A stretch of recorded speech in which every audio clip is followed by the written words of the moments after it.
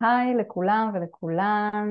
אמ, אנחנו בשרשרת של קפיטליזם קשוב ישראל, ואני רק מזכירה, אנחנו בעצם תנועה שהייעוד שלה הוא לשפר ולהעצים את האימפקט של המגזר העסקי לטובת שיפור החברה והסביבה בישראל. ואני מאוד שמחה לארח את החוליה הבאה בשרשרת, גליה בן חיים. גליה היא אחת השגרירות הוותיקות והמדהימות שלנו, שבאמת עשתה ועושה המון המון דברים כדי לקדם את התנועה. גליה, את רוצה לספר קצת על עצמך? היי, קודם כל תודה על ההזמנה וכל הכבוד על המיזם המיוחד הזה. שמחה להיות פה. מאיפה אני אתחיל לספר? קודם כל, אני מחוברת, ייסדתי לפני 10 שנים את יער אפשרויות, שזה מרחב הטבע, חלקה של אקליפטוס שאבא שלי נטע לפני 20 שנה. ואני גיליתי את החיבור הנפלא והכל כך מסונכרן עם האנושיות ועם האנושות, אה, בהקשר גם בחיבור לעולם העסקים, ואני מפתחת מוצרים וכלים ומלווה מנהלים בבניית תהליכי אמון דרך בירור והטמעה של ערכים ותפיסת ייעוד. גם פודקסטרית בעצמי, יש לי פודקאסט שנקרא אנושיות, ועושה עוד כל מיני דברים, משתדלת לעשות טוב, רוצה להשאיר פה לילדים ולנכדים שלי עולם קצת יותר באמת אנושי וקשוב. מהמם. אז בעצם אני הייתי אצלך ביער כמה פעמים, באמת מקום מדהים, קרוב לפתח תקווה באזור תעשייה, ובאמת כל פעם יצאתי ככה עם השראה והעשרה, ואני אשמח ככה לשמוע ממך איך את רואה את החיבור בין קפיטליזם קשוב לטבע, ליער, איך זה בא לידי ביטוי מבחינתך?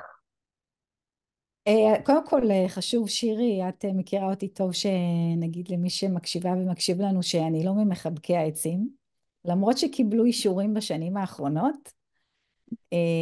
ובכל זאת היה לי איזשהו אהה מומנט שגיליתי את המחקרים של פרופסור סומר בקנדה על התקשורת התת-קרקעית בין העצים, על המערכת המידע המסועפת, המרפאה, המחדשת, שנמצאת מתחת לאדמה, ו, ועל המערכות יחסים שיש בין עצים לבין עצמם. ולא רק זה, כשיצאו לברר למה בעצם עצים משתפים פעולה, הרי הם יכולים להיות בתחרות על המים, על הצל, על השמש, התשובה הייתה נורא פשוטה, שרק יחד הם יכולים לקיים מערך אקולוגי. ו... וזה הסיפור של ארגונים שהם קשובים ושמקיימים באמת את כל התפיסה של שותפות עם כל מחזיקי העניין, רווח לכולם.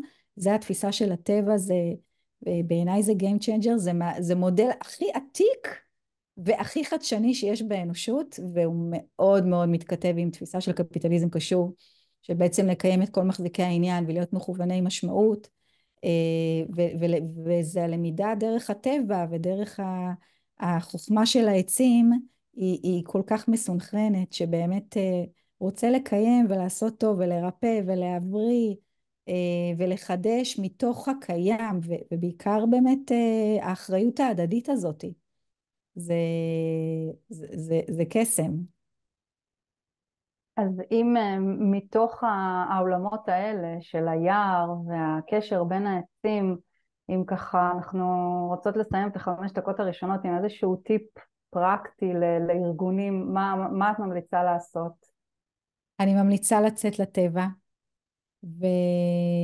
ולהבין שעצירה, כדי רגע לנשום ולהסתכל אחד לשני בעיניים ולפתוח את שתי האוזניים, לקבל השראה מהטבע, יכול לחסוך הרבה מאוד שעות של פול גז בניוטרל, ולעשות עוד מאותו דבר, ולהישאר במוד הישרדותי, כדי בשם ההתייעלות והתפעוליות והאפקטיביות, השהות בטבע היא עושה מקפצה, היא עושה מקפצה גם לאנשים הכי אנליטיים שיש, שרוצים במיוחד היום, במיוחד שאנחנו נמצאים בתקופה כל כך מאתגרת, כל כך קשה, כל כך עצובה, כל כך כואבת ומטרידה, לצאת לתוך הטבע, לשהות רגע, לנשום שנייה ולהסתכל אחד לשני בעיניים ולהקשיב אחד לשני ולחשוב איך אנחנו מקיימים את כולם וכולנו יכולים להרוויח, זה לייצר יציבות ועמידות לאורך זמן,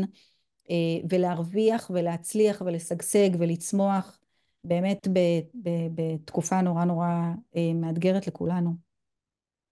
כן, כלומר אנחנו הרבה פעמים מדברים על זה שרגע לעצור זה הדבר הנכון לעשות, גם אם האינסטינקט של כולם זה פשוט לרוץ קדימה, קדימה, קדימה. נכון. אז עכשיו אנחנו נמשיך.